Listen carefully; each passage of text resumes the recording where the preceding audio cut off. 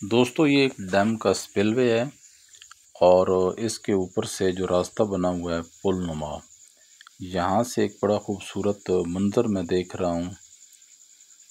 2 चरवाहे हैं और 7 उनकी भेड़ें हैं। ये क्रॉस कर रही हैं जी। ये पुल नहीं है, ये स्पिलवे है।